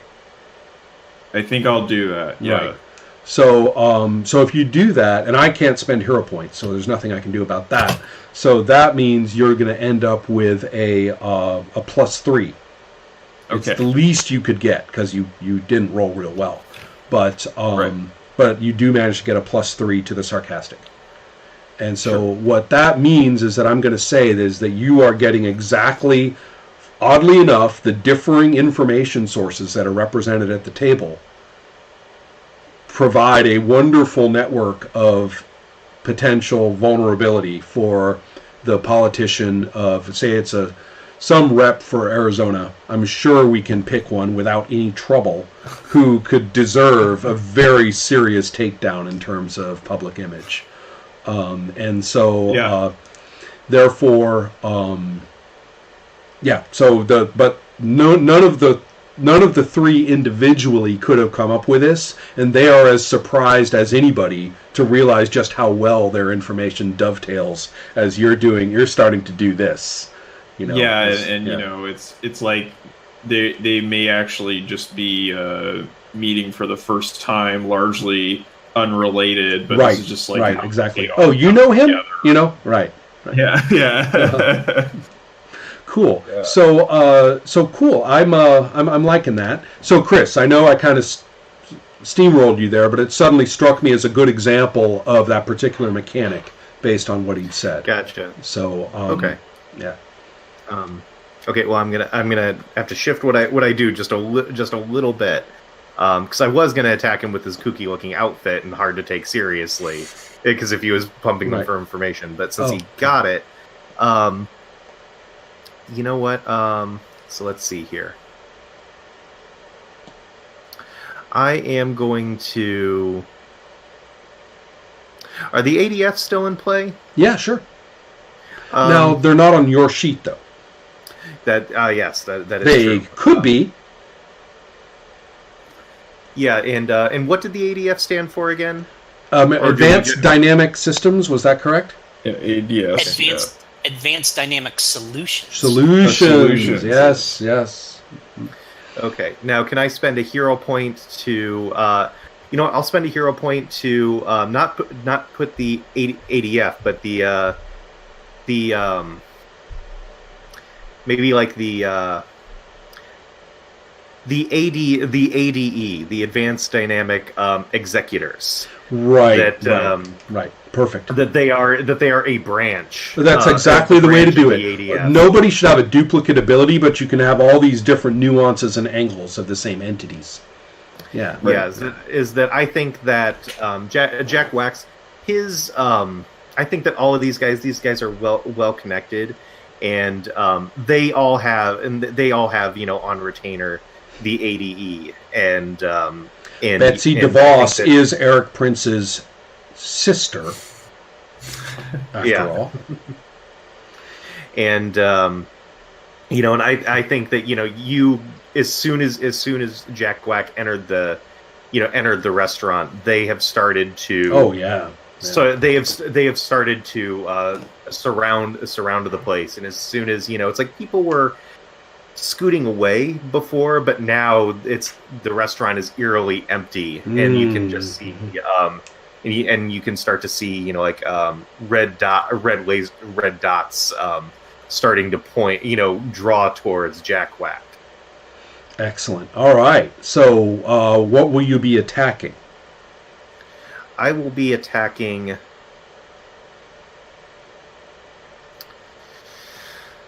Scourge of the I'll be attacking Super Colorful Smackdown. Ah, I see. Yes. Because you want to diminish his effectiveness. Yeah. Yes. And so therefore you're attacking with super, and you are attacking a super, so no hero points change hands, or so no hero points are created. So therefore, I think that's correct. So therefore, the question only now is, what will Jack Whack defend with? Yeah. Okay. I was just checking if I was muted. All right. I think. Oh, I'm being attacked. My super colorful Smackdown is being attacked. So I think I'm going to go with everything goes topsy-turvy. Oh, mess with Jack Whack and look what happens. Yeah. Yeah. Yeah. Excellent. So therefore, yeah, let's have it. Let's roll, gentlemen. This sounds fun. Right. Ready. Well, I rolled a 19. And the ability was what? 13. It was just brought in, so that would be Right. 13. Right. So we got a failure. Mm-hmm. I got a 14, and the stat is a 2W. Okay, so 14, therefore you have a success. So Yep. we've got a straightforward success on a failure, minor victory for Jack Whack. Anybody want to do anything about that? I got no hero points left, so... Chris? Can I ask a mechanical question? Only if it's constructive, because otherwise I'll forget what's happening and how to do it. So I think it's constructive. Okay. It's instructive, if nothing else. It says on one of the things it says on the sheet there is that if you've got master, you get an automatic bump. Are you factoring that in already, or is that? I have been the whole time. Got it. Okay. I have been the whole time. So when, for example, he rolled. No, I've been doing it the whole time. Yes. Awesome. That's what I needed to know. Yeah. Thank you. So, therefore, Chris, if you have a hero point right now, you could spend it because this is going to be the end. We're coming up on the end of the session, and so feel free if you'd like. Yeah, I'll go ahead and spend a hero point. Okay, so that will put you at a success. So then it's success on success, and therefore, and who has the higher number that they actually rolled on the die? I rolled a 19. Right. And That would be the higher one. right. Yeah. So that gives him a marginal victory. Okay. Okay. And you don't have a hero point, correct, Chris? I don't. Kyle, I mean. So therefore, No. we'll finish it there, which is -3 to your Super Smackdown. All right. So I'm going to be the narrator and say that you're not going to be injured from a marginal victory, but you are going to have to cut and run. You're going to have to get out of there. The place is riddled with gunfire, and also even better, because you only got a marginal victory, they'll sell it as a terrorist attack. That advanced the Advanced Dynamic Solutions, they'll use that name. Advanced Dynamic Solutions, through the string pulling of their executors, is able to sell this whole thing as a wonderful, wonderful victory for, yet again, the outsourcing of Homeland Security funds and organization to the most efficient actors of the universe, private enterprise, yet again keeps the Homeland safe. So... So yeah. Oh man, I love Jim. If I'm able to tweak you this easily, you should play Champions with me sometimes. And I get the feeling my players storm out of the room after the session in real life and go off and commit direct action because they're so pissed off about my villains. So How about tomorrow morning? Yeah, well, that's a good plan. It's a good plan. Yeah. That was a badass boast as a GM, and I'm feeling it. My prep's feeling it. So, yeah, cool. I'm sorry. I think that probably must have something to do. Nope. Right? Like it's probably like the DC swamp is erupting or something that, and they're just hunting me down, chasing me out of town, that kind of thing. Yeah. Perfect. Yeah. Well, guys, this is where I would close it for the end of our session. And I hope you guys, there's really, frankly, your learning curve's over. Yeah. I mean, there's no other mechanics really to speak of. And we, as you can see, we can spitball and go in different directions. We can also coalesce. Since both the spotlight player and the framing player, or the attacking player, I mean, are perfectly capable of pulling in whatever characters they want to. You don't have to get the characters together. It's just have them together when you want. You can have the main characters be adversarial or allies, and you can have the growth of these NPCs either can become mega villains or the actual protagonist sometimes. Yeah. So it's very emergent in that regard. And usually you get to a point where things are so significant that the blowout events demand the extended contest mechanics, which I haven't used. I've only been using simple contest mechanics. If there's lots of characters in a contest, then we can still do that simply. But there's also the extended mechanics, which are very much action by action, nuanced, and different characters can have different consequences and stuff like that. So, and you save those. Action. Yeah, you really save that for the double size summer spectacular issue. Yeah. So I would like to say thank you very much, and I'd love to hear at the moment or later whatever you think or whatever you're seeing.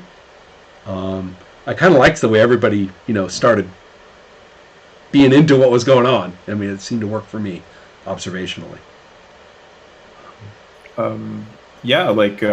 It was my first time sort of doing anything with HeroQuest. That was like my big motivation for joining this game. Was okay, this is a system that's really famous and something I've never had anything to do with. So I really wanted to check it out. And I think it's pretty cool. It's like a sort of collaborative storytelling process, and the only game I've played that is like kind of remotely similar to this is like Bliss. So this felt like a lot more sort of like focused and like beat by beat, and I like that. Yeah. That was cool. I like that too. The difference between what HeroQuest does is a little bit more traditional GMing, and it also is a little bit more. You don't have this attacking player role, and then second, you second also have in HeroQuest a somewhat more straightforward consequence mechanic. That business about the automatic going up and down stuff. That's a very, very refined version, an involuntary version of the somewhat more nuanced and conditional damaging. The rule is in HeroQuest, but it's not as formally present in HeroQuest. I mean, seeing as that is sort of a thing that exists in Masks as well, right? Bringing aged up mask characters into this game and having fun with that. Right. No, I agree. I'd love to talk more about Masks too, because it's one of the current kind of mind share supers games that My Game Champions now is being made relative to, and that's not adversarial, but I like to get a better understanding of how all these things sort of sit next to each other, and so we should do that. Yeah. So Chris, thoughts? Everything was great. Going in, I actually didn't know that it was based on HeroQuest system, because that's been a book that I've had on my bookshelf for a while, but it's just kind of sat there and always kind of been meaning to. But really, it's just that I think that like the kind of Marvel cosmic superheroes is just something that doesn't exist in gaming right now. I know, and it's the one thing Champions can't do, which is saying a lot.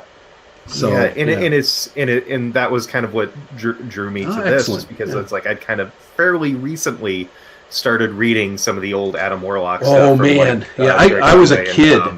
I was a kid when Warlock kills his future, his past self, so he won't become the Magus and all that. I mean, I'm like 12 reading this, my head just exploding. And it's like I'd read kind of like some of the Infinity stuff as a kid, since I was a kid in the early 90s, so it's like some of that stuff I got, but it's like I didn't actually, it's like all the stuff with the Magus originally being his future self that I didn't know about. I just thought it was like, he expelled the evil and then it became this. But yeah, it just seems like this is a fairly specific thing that's almost kind of been forgotten, both in comics and What's gaming. Funny is that if you add the New Gods by Kirby, and you look And Which you do. Oh, I do. Yeah. I do. The Kree Skrull War, the Lee Buscema Silver Surfer, Captain Marvel, Jim Starlin's Captain Marvel, the New Gods, and then Adam Warlock. And you just take that as one great big political psychedelic frenzy of comics. And within a very, very short span of time, I might add, except for the run-up with Lee and Kirby and the Fantastic Four and Thor. But the real blowout is just a very short period. But then you look and see how much of it became canon for later comics. Mm-hmm. All of it being considered at the time marginal, Yeah. overly ambitious, confusing.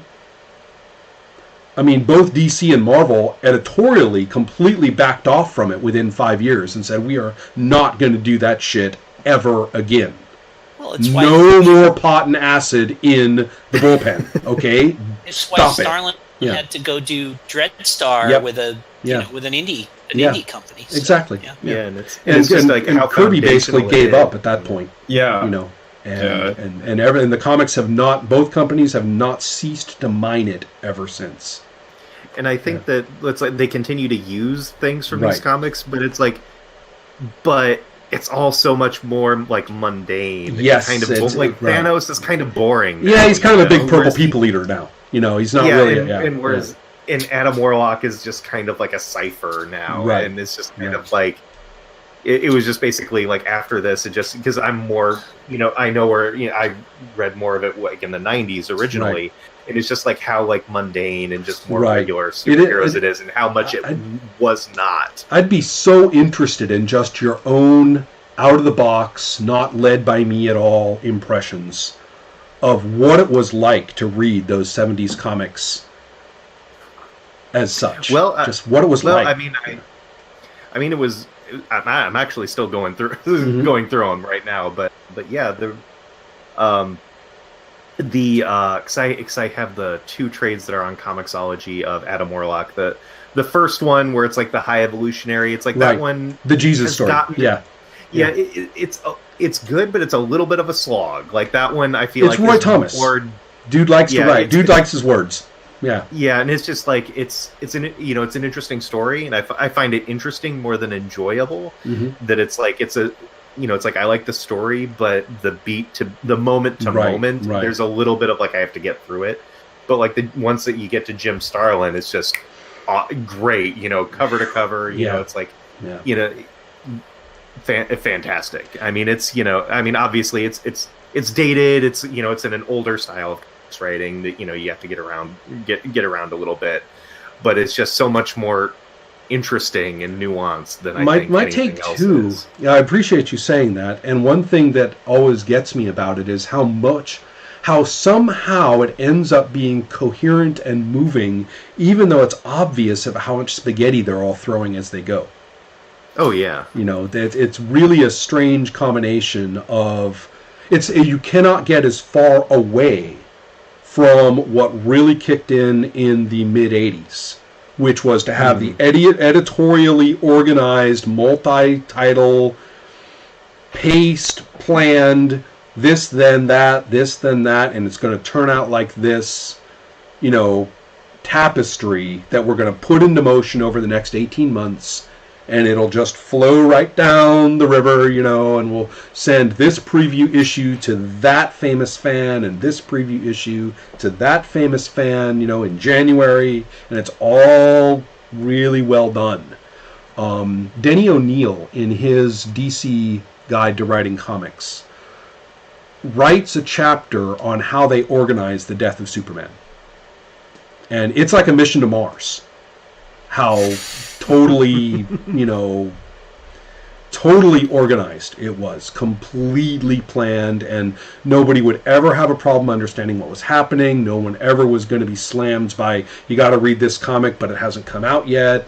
It would never be a problem.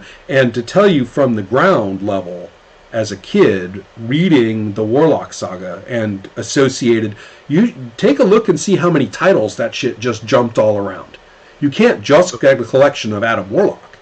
It's like this one in the Avengers, this one in Marvel 2-in-1, this one in this one in that. Got to have an issue of Marvel Team Up. The book got canceled, so we got to finish it over in this book. And it's full of captions, see this title, number so-and-so. Even with apologies from the editor sometimes. We're sorry, when it comes out, see this. Just because it's just happening in this completely irresponsible fashion as far as fan-based corporate franchise comic book publishing is concerned. It's basically operating as underground comics. And one of the things that's really neat is that phenomenon that you're talking about is captured in the game by the fact that we're bouncing it back and forth between. Yeah. What are you doing in your book this month? Well, I've got this. Can I drag? Can I drag Marvel in? Yeah, sure. Why not? So that's great. The other thing that I really liked about this is the way that, because we're switching roles as players, it kind of mirrors that cosmic personal right. That's an interesting point thing as well, which is kind of neat, because it's like the heroes are operating in these different theaters, and as players we're doing the same thing, having to switch our mindset and stuff like that. It's really quite fascinating. I really enjoyed it. Well, you mentioned failing forward, and in a lot of ways as authors we're failing forward. Yeah. Because that's kind of what people like Steve Englehart and Jim Starlin did. So, and I don't know if everyone has it so that they can see our chat, but I dropped those. I dropped those two panels in because that is the thing that just cool. That right there, and so I was reading those as they were coming out as well, and that idea, like after whatever, I'm reading a bunch of Fantastic Four and all this kind of stuff and whatever, and Reed is angsty and he's losing his powers and all that kind of stuff is going on and everything, and maybe a little bit of Legion of Superheroes on the side where they're all they've got their romance things going on and stuff like this. But this idea that like you've been put in a situation where the only way to save the universe is to go into the future and kill yourself, but when you do that, the person that you are going to be is like, oh, thank God you are here to have you finally existence of mine. Thank you. Yeah. It's like, oh my God, I was not at all. I was like, just it was kind of like it was super adult in a way that was really, really kind of fascinating. Certainly at the time, and those two panels and that thing of like, and Warlock just kind of shrugs and goes, "Okay, this is what I got to do." Yep. And zap, and that's what And then you're like, "Holy crap! Is this going to be like? How long is this going to take?" And like I'm never going to stop reading this to see what happens here, because that someday they're going to put that in there and it'll be from the other direction. And yeah. And it's so satisfying that they do, and they do, they do, they do, and it's not like some 5 years down the line. Right. It's something that it's like you do, it happens, and then kind of the other thing, but his story ends. Yeah, given the nature of the publishing and the writers at the time, they were very much in a position that if they didn't get it out there onto the pages immediately, it wasn't going to happen. Yeah. Oh yeah. That's so. Yeah, they were Englehart and Starlin in particular at that moment. Englehart doing the Avengers and Marvel, and like I said, Marvel 2-in-1 and stuff like that. They even had their proofreaders, the editor, the immediate editors that they were working with. They were all friends, and they'd kind of sworn to silence not to tell Jim Shooter what they were doing, who was just coming in as the assistant editor, soon to become editor-in-chief, and he'd been brought in to restore order. And they basically practiced a conspiracy of silence just to get this story out. Because he hated cosmic stuff. It was too confusing. I'm sorry, Kyle, go ahead. I'll just say that, like, as definitely not around for any of that era, the cosmic stuff has always been one of the most sort of interesting and appealing sides of comics to me. And, like, one of the things I kind of sought out. So it's been really cool to explore this. When I first got into the game, I was sort of like, not sure exactly how like all these sort of metaphysical concepts and stuff were factoring in. We just got this character sheet, and I was like, okay, well, we'll see where it goes. But then as we started to play, I was like, oh, okay, this is okay, I get it. We can do this. The other thing that I like is that if you were coming at this from the approach of, I want to capture all the cosmic, it would be like the temptation to have that sort of take over the whole thing. Right, but personal beats beats cosmic though. Yeah. Right? Oh yeah, Yeah. but sorry, but the fact that we are still superheroes. Yeah. Can be easy to like, because sometimes people are like, I'm going to take the cool stuff about these superhero comics and whatever, and we don't need to worry about the superpowered punch ups and stuff like that. But yeah, you kind of actually do like. I struggled with that myself. I mean, even as a reader, when I was thinking about this game, I was like, does this really have to have supers in it? And then I went back and I was reading it, and I was like, no, the Fantastic Four have something to say. They have something to accomplish relative to Galactus. This is important. And in particular, the book I think about is that you said Marvel 2-in-1, that big Marvel 2-in-1 annual where they have the big showdown with Thanos. Oh yeah. Spider-Man is like the point of view character in that book, where he's swinging around going, "Oh my God, what are we going to do about this?" And and ultimately, in the end, he's the one who has to come through. Right. Throws his body on the gears of the machine to get the cosmic people back in business to do it. So, all that's and they've just worked it out fantastically. So I love that that's in there and as important a part as everything else. Thanks. Thank you so much for joining me. This was I really awesome. had a good Thanks, time. guys. Yeah. Thank you. This was all right.